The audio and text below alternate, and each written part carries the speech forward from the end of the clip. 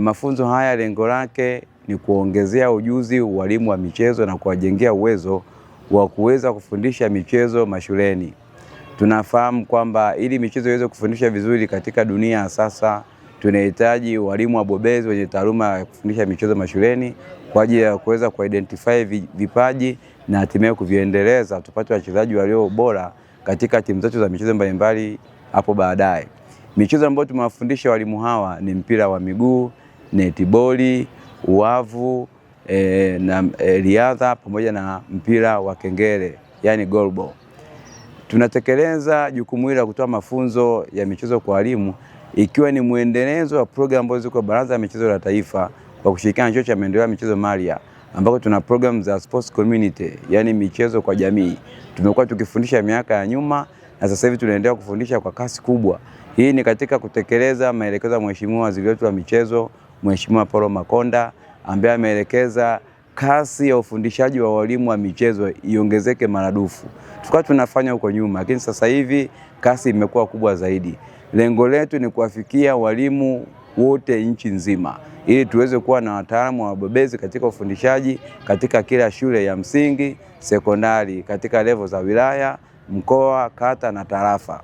Kikubwa zaidi nitumie nafasi hii kuwashukuru sana ofisi ya Rais TAMISEMI kwa kutoa ushirikiano wa hali ya juu kuhakikisha kwamba tunafanya mafunzo haya, lakini pia niwashukuru sana viongozi wakuu kutoka Wizara ya Habari, Utamaduni, Sanaa na Michezo kwa kuweza kutoa ushirikiano pamoja na TAMISEMI na Baraza la Michezo la Taifa BMT pamoja na Chuo cha Maendeleo ya Michezo Maria kuona kuna haja kushirikiana kwa pamoja ili kuweza kutoa mafunzo kama haya. Baraza la Michezo la Taifa BMT tutaendelea kutenga fedha za kutosha kwa kadri tunavyoweza ili tuweze kuyafacilitate mafunzo kama haya. Mkumbuke kwamba mafunzo haya yanagharimiwa na Baraza la Michezo la Taifa BMT na wote ambao wameshiriki hapa wamefanya kwa kutekeleza mkakati wetu wa kuwafikia wananchi wote kupata mafunzo ya michezo yote hapa nchini. Tumeanza na hii michezo 6, jinsi tunavyozidi kwenda tutakwenda na ile michezo mingine ambayo hapa sijaitaja. Lengo ni kuhakikisha kila Mtanzania ambaye anataka kushiriki mchezo wote ule asimkose mwalimu ambaye atashindwa kumfundisha yeye kufikia malengo ya kucheza huo mchezo. Hili linawezekana na tuna mipango ya muda mfupi na mipango ya muda mrefu. Kikubwa ninaomba washiriki wote ambao wamepata mafunzo haya, ili waonekane wamefanya kitu cha maana, wanatakiwa waende wakafundishe wanafunzi wetu kwenye mashule yote. Tunafahamu kuna changamoto ya vifaa kwenye shule zetu. Tumewafundisha namna ya kufaragua dhana ili kusudi waweze kufundisha michezo hiyo wakiwa wanatumia dhana ambazo zinapatikana za asili.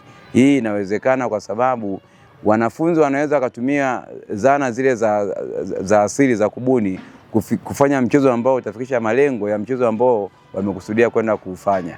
Ili tumewaelekeza.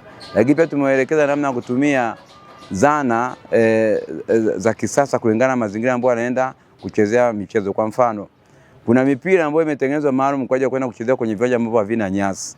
Na kuna mipira ambayo imetengenezwa kwa ajili ya kwenda kuchezea kwenye nyasi ambazo ni za bandia na nyasi hizi laini za kisasa. Kwa hiyo yote tumewaelekeza.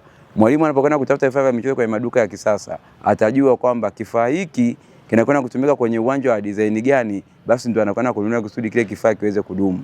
Kikubwa zaidi ni kwamba kile ambacho inawezekana tuweze kulifanya ili michezo iendelee katika taifa letu.